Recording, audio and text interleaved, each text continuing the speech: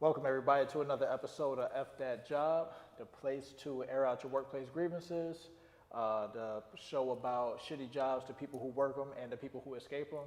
I'm one of your hosts, I'm Rashawn P. Chad. And welcome to another episode. So today we have a very special guest here in studio with us.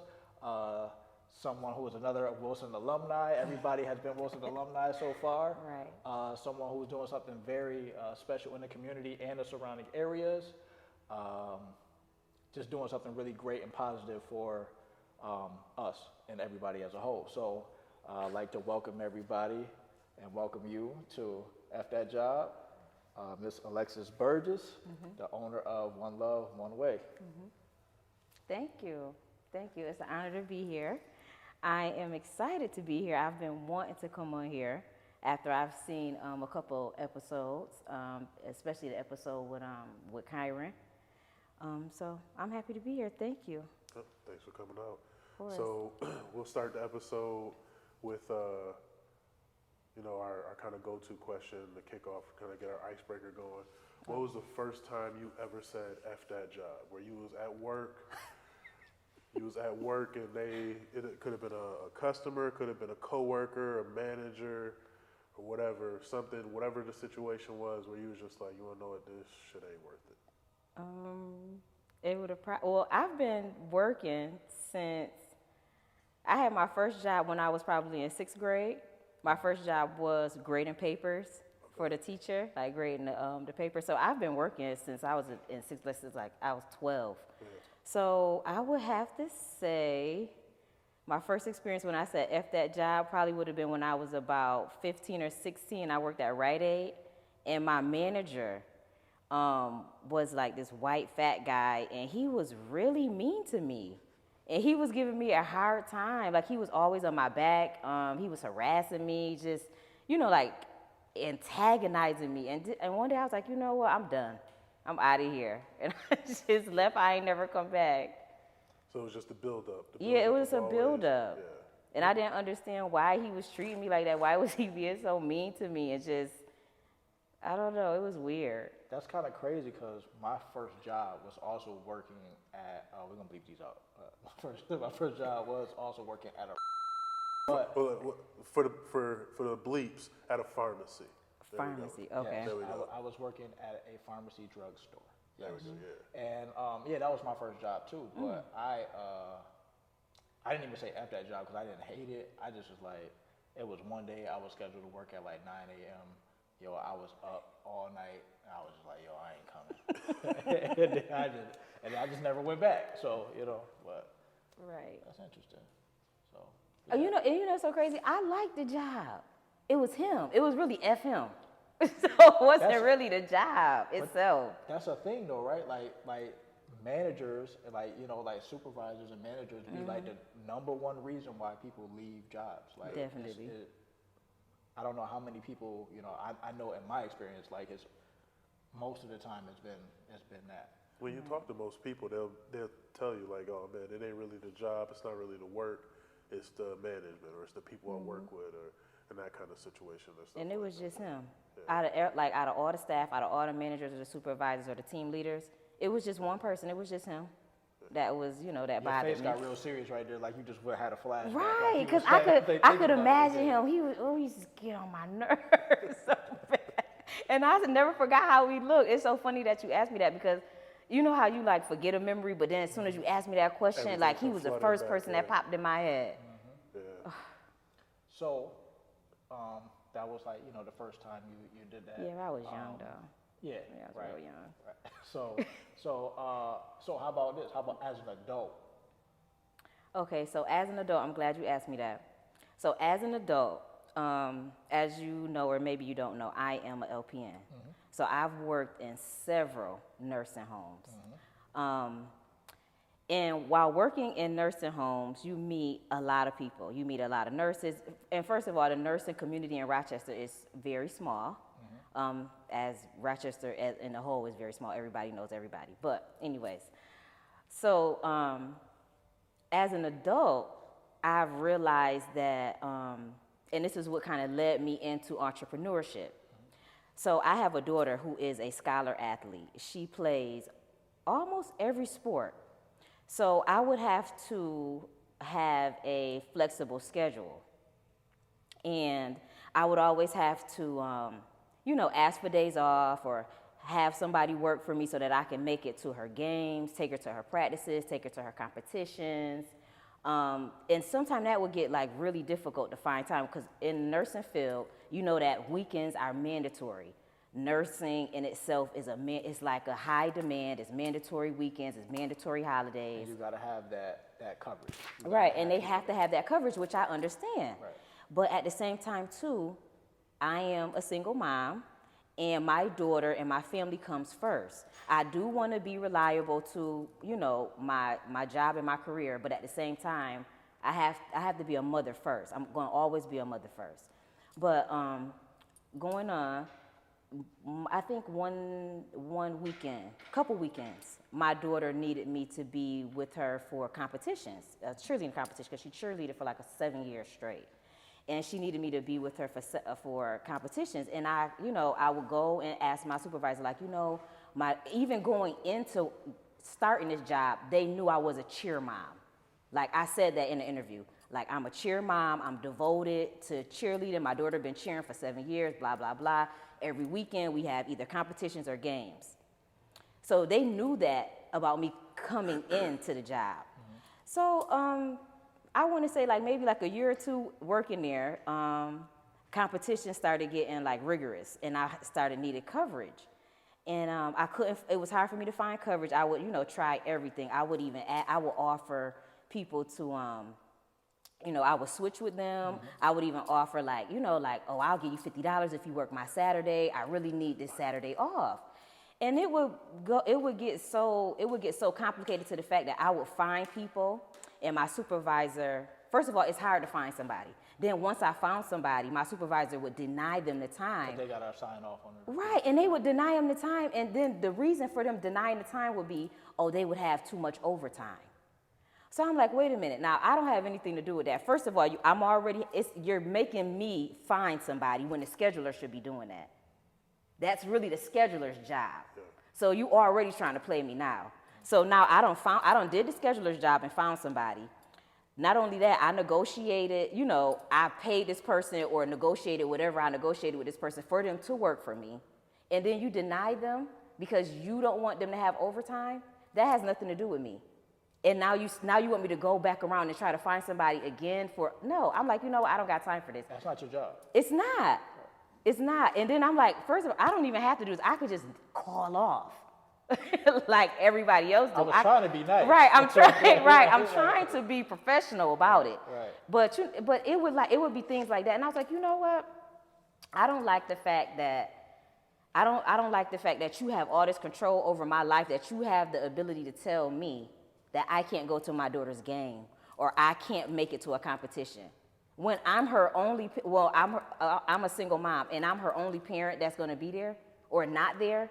I didn't like that. So I was like, you know what? It's time for me to do something different. And that's when I was like, you know what? I'm done altogether and I'm about to start my own company. Perfect segue into that because I was definitely going to lead into that, but you led into it perfectly. Okay. All right. So what made you decide to do? Well, first, if you want to explain for everybody who doesn't know, the audience, what it is that One Love One Way is. Okay. So for those of you who don't know, One Love One Way is a transportation company primarily for families in the community that have loved ones that are incarcerated. If you need a ride, if you don't want to drive, and you are in need of transportation services to correctional facilities, I provide that service. Not only do I provide services to correctional facilities, I also provide services for social events.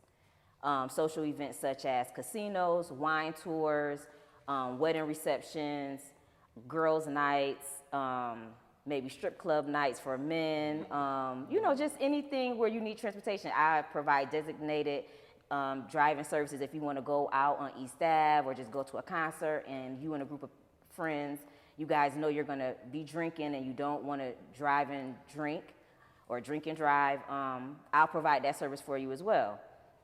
But primarily, One Love, One Way is for incarcerated loved ones to keep families connected one right at a time. Okay. So what made you decide to go into that field? Well, I've been doing it since 2016. What made me go into it is because I have a younger brother that has been incarcerated on and off for at least over 20 years. And what happened was I was at a visit with him one day, and I was telling him, well, we were talking. We always have really, high level conversations. And I was just like, Chad, I really want to start a business. I don't really know what I want to do, but I want to work for myself. This working in these nursing homes, and nothing about working in nursing homes. I'm not trying to downplay it because I did it for years. And as I got older and as my daughter got into more sports, I just felt like they had so much control over my livelihood.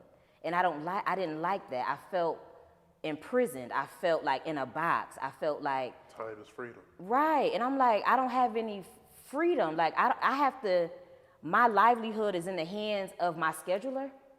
So I can't go to a concert because my scheduler said I couldn't go. I can't go out of town because my scheduler said I can't get time off to go out of town. I can't go to my family reunion or a wedding or a cousin's graduation because you have way too much power over my livelihood. Like way too much. And I didn't like that. I don't like that. So I was like, you know what? I have to do something different. And so that pushed me into it. And then also the fact that my brother was just like, maybe you should, start like a bus or a transportation company where you take people up to the prisons with you when you come, because I was coming up there anyway to see him. So I might as well bring people with me to make money or help other family members that need a ride too. Might as well bring them with me because I'm coming up here anyways. So yeah, that's how it started. That was the beginning of it.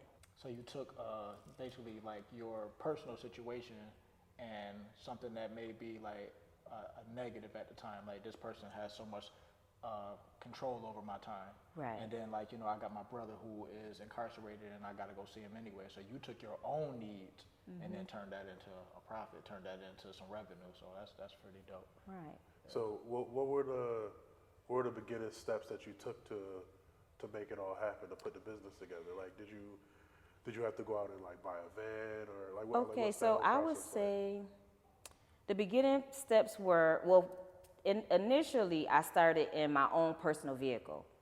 And I say that to say this. For anybody that's trying to start their own business or start anything or just start working on your dreams, start with what you have. Don't wait for, I can't start my makeup business because I don't have a suite. I can't start doing hair because I don't have a salon. I can't do transportation because I don't have a van. If I would have waited for my van, instead of me doing it from 2016, I would have just started this year. I started with what I had. I had my own personal vehicle. It could hold up to 2 to 3 other extra passengers. So I just started in my van and I worked my way up. The first thing I did was I got a DBA. The second thing I did was after I got the DBA, I think I called LegalZoom and got an LLC. And then I got the business bank account. And then I just started step by step, just asking questions, asking people, what do I do next? And then I started getting flyers made. I got a logo made. Shout out to Damian Brown because he helped me with my flyer and my logo. And I love it so much. I'm so proud of my t-shirts and my logo. I wear it all the time. Everybody know I don't leave the house without my t-shirt on. I don't leave the house without my flyers. I'm really proud. That's the best promotion you're going to get, right? Like, I'm really proud of my logo. I'm proud of my business colors, red, black, and white. What are the things that I do? And I just started hanging around and trying to talk to business like-minded people like myself. Trying to surround myself with positive people and people that's on the same alignment as I am, and just, asking questions, not trying to go out and make it seem like I know everything, because I don't. Being transparent. I think this is all the steps that you take when you're going into entrepreneurship or trying to, start your own business. It's definitely first off, start with what you have, right? Like you saw our first couple episodes, right? Like we started what we had. We had I don't even know if you told this story before, but we had episodes where we shot in this same studio. We shot episodes and we had our banner up on the wall, and the banner fell like in the middle of the episodes, and we like, damn, we gotta take the whole thing all over again. Like, you gotta start with what you got. I think that's important, because again, and I think you said this, and this is something that Kyron said on a previous episode. Like, if you allow yourself to hold yourself back for what you don't have or what you think, like, oh, this may be a deficiency that I have right now, I may not be able to do this, you'll never get started. And then you'll be thinking, or you'll miss out on so many great opportunities because you're waiting. Like, what are you waiting for? Right. So, what are some of the pitfalls that you have experienced while doing this? Because everything isn't like easy, right? It hasn't just been, It hasn't been easy. So I would say one of the pitfalls I've experienced is at first when I was doing it, I wasn't asking for deposits. And I didn't understand the importance of a deposit until I started to need a deposit. Because in the beginning, I would take off work, so I would rearrange my schedule. If my daughter had something going on in her sports life, I would have to rearrange her, find somebody to take her to practice or find somebody to take her to her game. So I would have to do all these things, and then I would have to get up. Say if the correctional facility was about 3-4 hours away from Rochester, now I'm up at 3 a.m. I would go to someone's house just for them to be like, oh, I'm not going. And now I done did all of that. I done rearranged my schedule, and I don't have anything for it. I'm like, okay, now it's time to get deposits. I need a deposit. If I don't have a deposit, you don't have an appointment. Now I understand the importance of a deposit. I get it now. I didn't get it at first when I was having to give deposits to get my hair done, or having to give deposits for different other services. But now I understand the importance of a deposit. I get it. And I didn't get it until I became an entrepreneur. And your deposit is non-refundable, right? Oh yeah, deposit is not refundable. See, but and something like that, right? Something like that, I could understand, right? So, because I've seen stories of people who have like, this is gonna be messy, but I've seen stories of people who are like, okay, I'm gonna get my hair done and I'm putting a deposit down, and then like the person who does your hairdresser cancel, and now like, damn, you don't get your deposit back? Right. Now, I'm glad you said that, because I try to be fair in all aspects of my business. So this is the thing. So yes, deposits are non-refundable. But in the instance that it's my fault that your appointment was canceled or your trip was canceled, I won't give you your money back, but your deposit is still good. It's good for either 14 or 30 days. So I try to still be, fair about it. I'm not like the type of person that's just gonna be like, okay, it's non-refundable, you don't get your money back and you don't get no trip. Like, I'm always gonna try to work with you, because I know the struggles of having a loved one in prison. So I'm always gonna come from, it's always gonna come from a personal space for me. It's and I know that, like that could be, when you're setting up those visits, they're very particular about time. If you're not there on time when you're supposed to be there, and you don't have everything you're supposed to have, or you got something extra with you that you ain't supposed to have, the visit is not happening. Right. It's a lot of particulars. Yes. So I'm always trying to like coach them and let them know, like, this is what you got to bring. This is the type of ID you got to have. This is the type of shirt you should bring. This is the type of pants and jeans you can wear. I'm always trying to coach them and let them know, like, this is the setup. This is what you got to have. And on top of that, you also have to ride with me, you have to sign a waiver. You have to sign a I was waiver. gonna ask you that. And I was like, and you know, some people, they agree to sign a waiver, and then you have some people that doesn't agree to sign a waiver, and that's okay. This transportation service is not for you. I am not the driver for you. So yeah, so it's a lot. It's a lot of particulars. It's a lot of pitfalls. But I'm enjoying the journey. I'm learning a lot, and I'm helping people, and that's what I like to do. I really enjoy helping people. So speaking of helping people, just give us like a couple, because I can imagine that, you know, for some people this might feel like a lifesaver, not lifesaver, but just like a real blessing to be able to, you know, if I don't got a car, how am I gonna get out to see my son, daughter, father, whatever? So what are like just some, I don't know, feel-good stories about some of those situations? I have quite a few feel-good stories. I mean, the stories are so feel-good that they will like bring you to tears, like literally. And just maybe like a month or so ago, maybe not even a month or so ago, it might even been like 3 weeks ago, I was passing out my flyers. And I ran into this woman, this older lady. And as I was passing out the flyer, giving it to her, she was just like, "Oh my God, I think God sent you to me. I haven't seen my son in 6 years." Oh, wow. Like, cause I think he's like 4 hours away.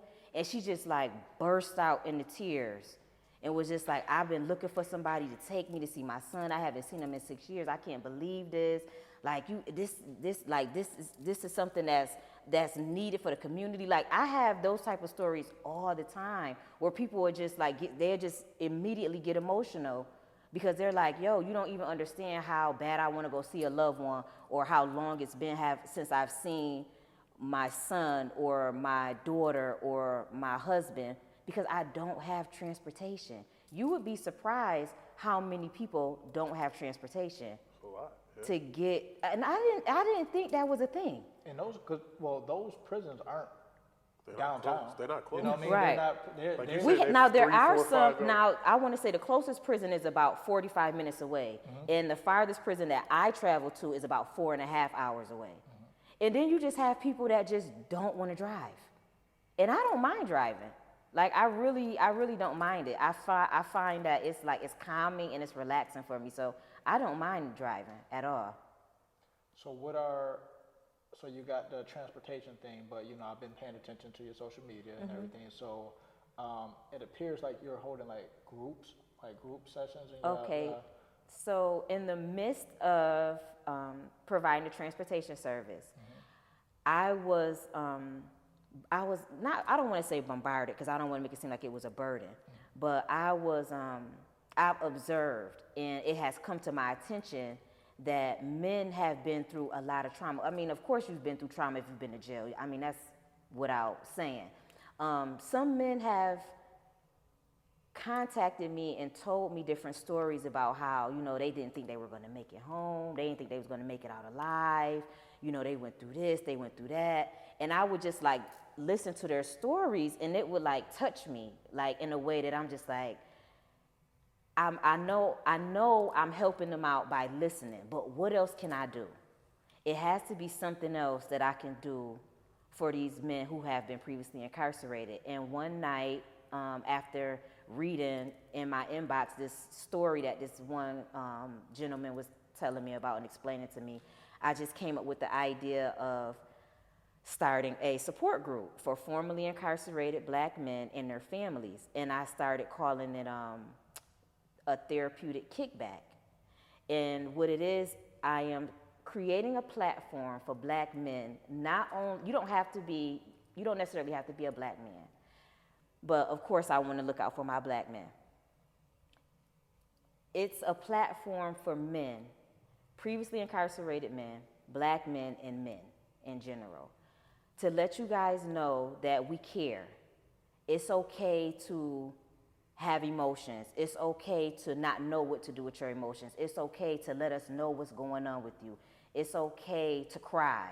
It's okay to be angry. There are ways that you can cope with it other than to be hypersexual or to be angry all the time or to, pop pills or smoke a bunch of weed and think that that's going to help it. It's just a way in which I want to let you guys know that it's okay to want to heal. It's okay to have traumas. It's okay to want to come and talk about it because we all do. But I feel like black men, you guys have it really bad. Like really bad. And people don't want to talk about it. It may be uncomfortable for people to bring it up. But I feel like One Love, One Way is going to be the voice of the black man, especially the ones who have been previously incarcerated. So, so what happens during the therapeutic kickbacks? Is it just kind of like, it's like a group circle? They get to like talk. Do you have like different topics? Is it? Well, You say kickback. I think food and liquor. So like, it's just like. Well, it's food. Okay. I try to provide light refreshment, so it is food. I say kickback because it's just like a setting, just like this, and we're having open dialogue. We're having solution-based dialogue. We're having healing-based dialogue, where you come and you speak freely about what's on your mind or what's bothering you. I can't really explain it per se because every time I have one, it's different. You have a different experience. You have to just come. You have to come and you can reach out to a couple of people. Some people are on Facebook and on IG. They have came and experienced it. You can maybe reach out to some of them, ask them and how it was. It's phenomenal. It is absolutely phenomenal. Kyron has come to every last one of them, him and his wife. So that can be someone that you can ask. I have mental health therapists there, counselors there. I try to open up with prayer now. I try to incorporate prayer because I feel like in anything that you do, you have to have some type of spiritual belief. Rather it's God, Jehovah, if you're Muslim. Like I don't try to get too much into that, but I do believe in a higher power. I'm not trying to say that I'm like this Bible thumper, but I am spiritual. It's just something that you should just come. The next one is going to be November 29th, and it's going to be at Tyson's Barbershop. It's in Grease Ridge Mall, entrance number 5, which is next to Barnes & Noble, and I believe it's a sushi restaurant right there too. Okay, yeah. So it's Barnes & Noble and it's Dick's Sporting Goods. Mm-hmm. So it'll be November 29th, and they start from 4 to 7:30, and you should come. You should definitely try to make it if you can come. I think that's very important. It is. You know, that whole thing that's a whole nother aspect to the, so it's like we got transportation, right? Mm-hmm. And we bringing people together. But now, after they're released and they're out, there's still some healing that needs to be done. Mm-hmm. So coming together and bringing families together and just bringing them together just to be able to have, because it's also like providing like fellowship, right?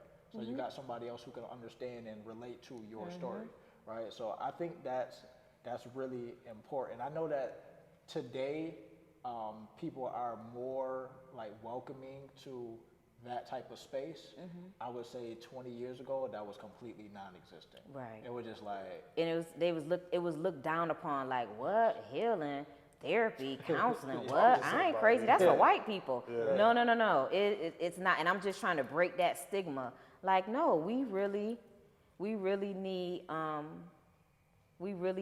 That's something that we really need. We need healing. We need to talk about our traumas. We need to talk about our pains. We need to talk about things that are on our mind. We can't just bury it. We can't just keep burying it with liquor, with weed, with sex, with anger. I think an important thing that you said too, I don't want to gloss over this. I want this to stand out. Mm-hmm. Is the fact that you said that it's solution-based mm-hmm. conversation. Yeah. So, it's important to kind of get stuff off your chest, talk about your trauma, but also having professionals there to help you out with mm-hmm. solutions. Like that's been a big part of like my own personal journey is getting together with a therapist who can give you actual like steps towards healing, towards improvement, self-improvement, mm-hmm. towards fixing any issues that you might have.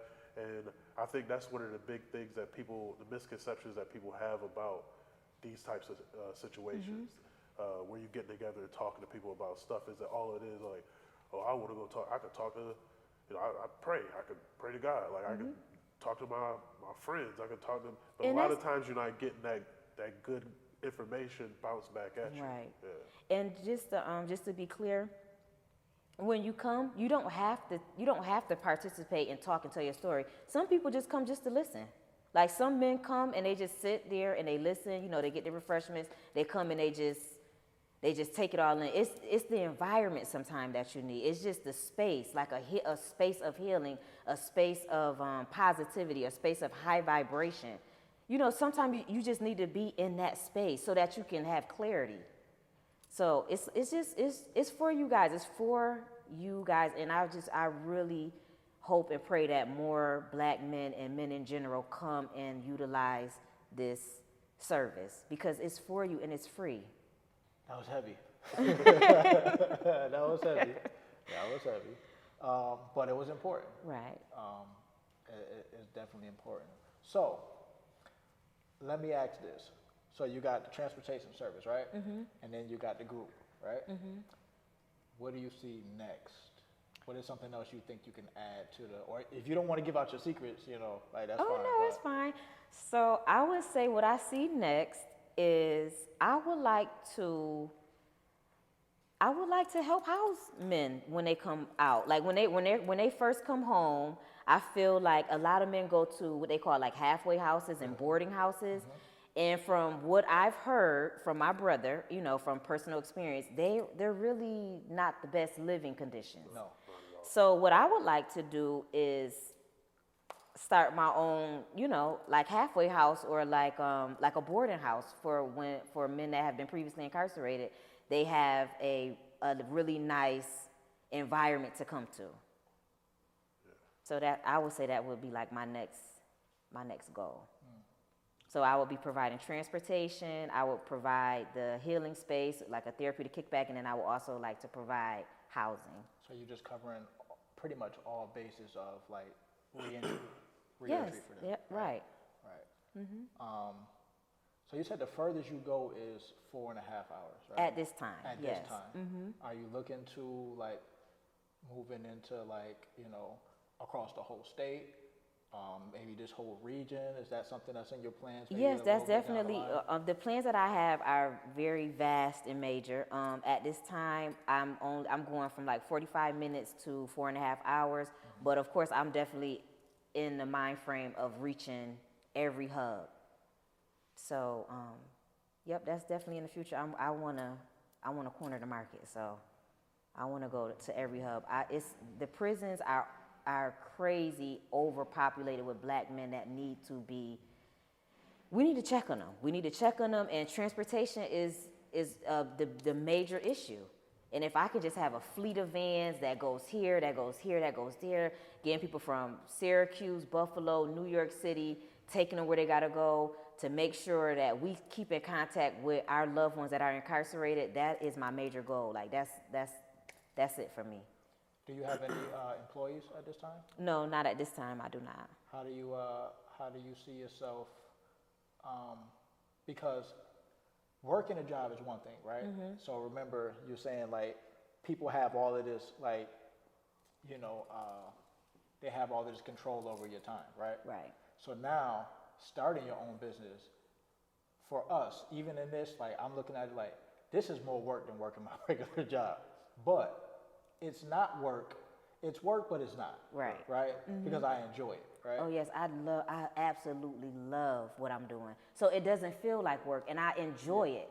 Like, I enjoy the fact that I'm helping people. I definitely do need help, so I know eventually I'm going to start looking for drivers, looking for staff, looking for, a manager and all those type of things. But at this time, it is a lot of work. It's a lot of work. It takes up a lot of my time, but I like the fact that I have the control over it. Like if I don't want to work for the next 2 weeks doing transportation, I could just not do the transportation. Yeah. Whereas if I was working for someone, I would have to put in, beg them like, can I please have these next 2 weeks off? Please, please, please. And then keep my fingers crossed and hope and wish and pray that they give me the 2 weeks off just for them to be like, no, you can't. So coming from doing that, to, in the future when you expand and now you hire in other drivers and now you're the person mm-hmm. who's doing that. And somebody might say, man, F this job, I'm not about to like how do you think that you would transition as like, you know, now you're the person saying, yeah, but we got this and I can't let you do that right now. Like, I'm going to try my hardest to work because I know how it feels. I know how it feels to your son has a football game or your daughter has a dance recital. I know how it feels. I'm going to try to work with you as best as I can. I am. I mean, sometimes it's not doable. It's not possible. It's not possible. And then there's other times where I'm just going, even if, like, for example, I'm going to be this type of boss or this type of manager or supervisor. If we can't find any staff and I'm available to do it, I'll work for you so that you can go to the recital. You get what I'm saying? Or so you can go to the football, so you can go to the football game. I want to be that type of person so we can work together. Because there might be a time where I need you to step in for me. Like my daughter, right now she's playing volleyball. Okay, so if I can't find anybody to work, if you can't find anybody to work for you and I can't find anybody to work for me, maybe we can switch off. You get what I'm saying? Like I want us to work together. So like a real participative style, like supervisory management. Yeah. So kind of bringing it back. So you said, so you're a, chair mom, single mom, running your own business, how hectic it could be running your own business and time and all that other stuff. So two-part question, how do you balance it all? And then also, what do you do for self-care when it is getting like hectic and you just need a break? Like, oh man, like I gotta it's been stressful. I done rode out, 2 weekends back to back, out 4 hours away. I done did the group, I done did this, I done did that, and I'm running my daughter all around. I just need some time. So how do you balance it, and then what do you do to take care of yourself? Okay, so how do I balance it? I feel like when I start getting overwhelmed, I'll just take a break. Like, so I work my nursing job too. So if I need a break, I'm like, all right, I need a couple days. So I'm going to reach out to other nurses. Okay, can you guys work? Can somebody work for me these next couple days? I need to take a break. I know now being an entrepreneur, I'm understanding that it's okay to take a break. It's okay to take some days off. It's okay to take a vacation. So I'll just get to the point where I'm like, you know what, I gotta take a break. I'll have somebody work for me, or and then like another thing I would do to balance it out, I would ask for help. I'm not too proud to ask for help or let people know like I need help, I need you. I'll ask a friend or somebody like, I have a ride on this day. Do you mind?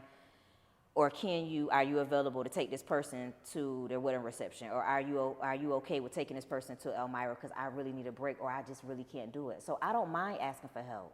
I really try not to. At first when I was doing it, I was trying to do everything by myself and it was just, it was driving me crazy a little bit. Like I was getting too overwhelmed, but then I was like, Alexis, you gotta slow down, you gotta ask for help. It's okay to get help. And I would go out and find help or I would take a break.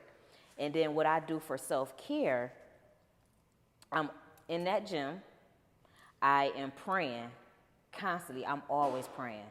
I'm always meditating. I'm always manifesting. I'm always listening to positive affirmations.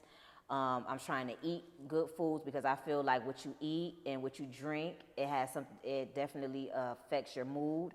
And your mood affects your behavior, and your behavior affects what you're thinking. I'm always trying to make sure I'm thinking positive. I'm always trying to make sure I'm around positive people. I'm listening to positive things. So I'm just always trying to like stay in balance with positivity and high vibration energy and all that good stuff. Yeah. Okay, got a silly question for you. Okay.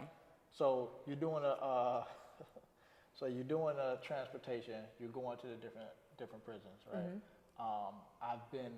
I've worked in a similar field. Okay. Right. They don't get to see women a lot, right? So when you go visit, what's the craziest thing that'll happen to you as you going in to visit?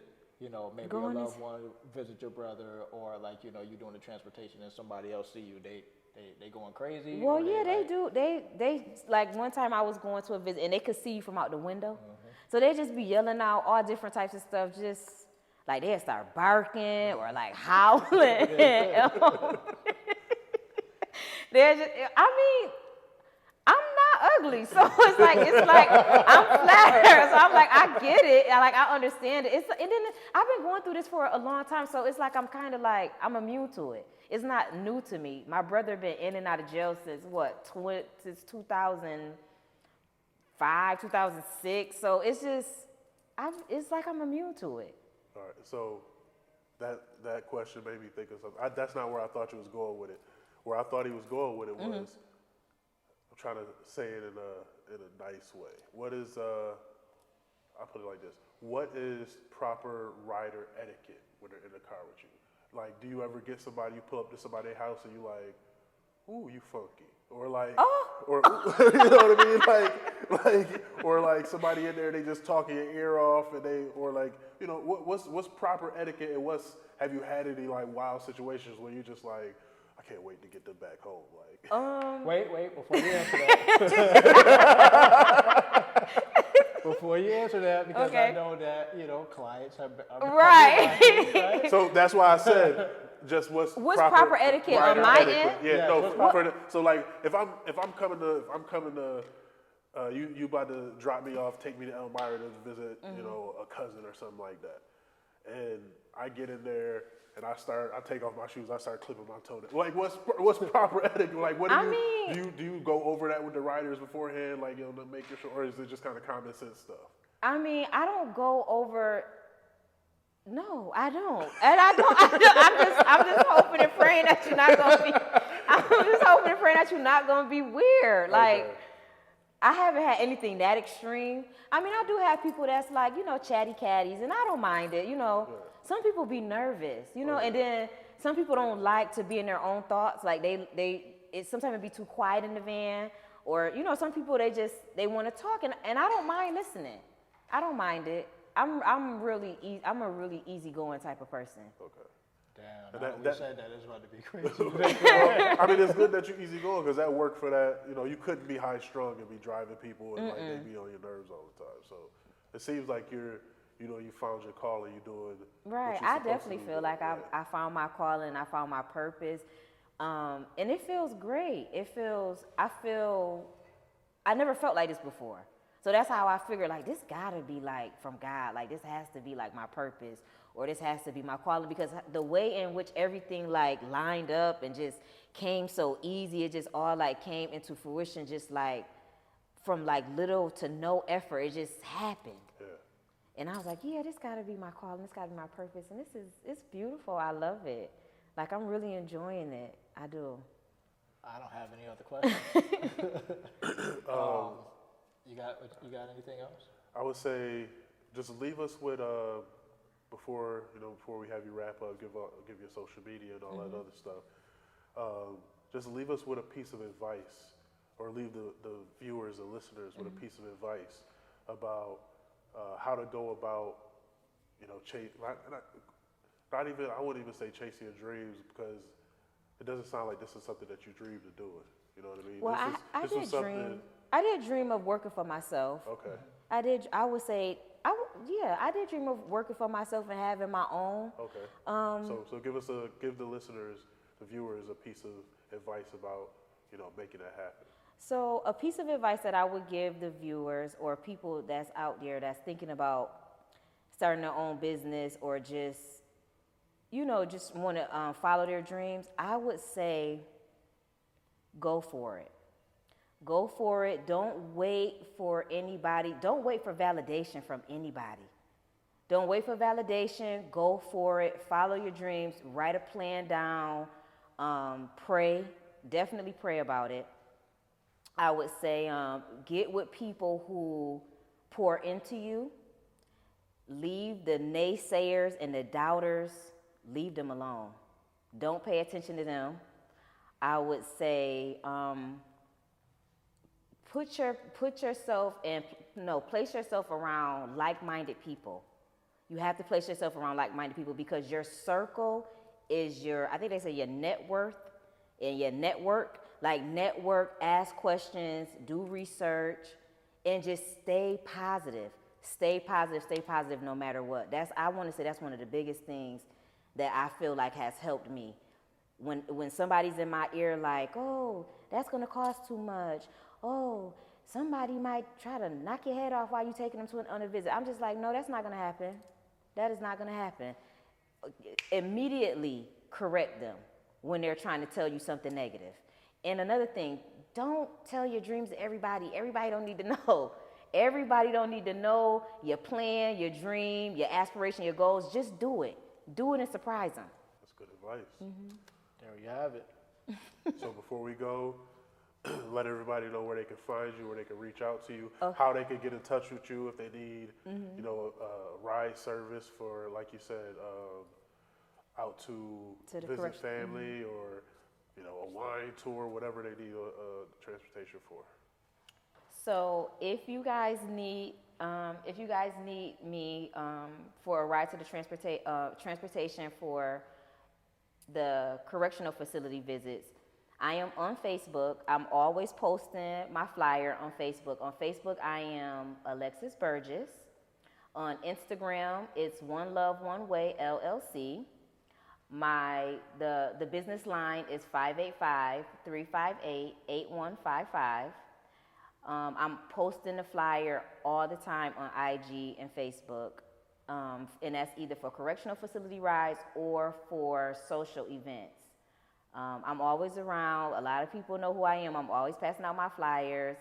And I also wanted to let you guys know about the next support group meeting, the Therapeutic Kickback. The next one will be November 29th from 4 to 7:30 at the Barber Loft, which is located in Grease Ridge Mall, entrance number 5. I know a lot of you guys don't like to read the flyer. All this information is on the flyer. Entrance number 5 at Grease Ridge Mall is next to Dick's Sporting Goods and is also next to Barnes & Noble. Please come out. I'm urging couples to come out for this next one, November 29th. It's an experience. You should just come. Just come and experience it. And it's something you should consider doing. It's about healing. It's about solution-based dialogue. You gotta come. That's all I can say. You just gotta show up. Just pull up. Yeah, just pull up. Just pull up. She Yep. done told you already. Read the flyer. We know y'all don't like to read. Like, And the healing kickback is free, right? Oh yeah, it's free. It's free. It's free. It's free. what's better than free? Right. It's free. Like you get free, and you get to heal. Like, Right. pull up. Yep. So, thank you. You're welcome. We Thank appreciate you for coming. I'm gonna share the flyer and just send me everything. I'm gonna just share it myself Okay, and I'm gonna thank put it you up so too. much. I appreciate that. And we appreciate you. So thank y'all for tuning in to another episode of F That Job. Make sure y'all like, subscribe, share, comment. We keep saying it at these episodes. Comment on these episodes. You know, let us know about your situation. Let us know if you relate. You know what I'm saying? All of that stuff. And don't forget to use your PTO And F with us. and F with us.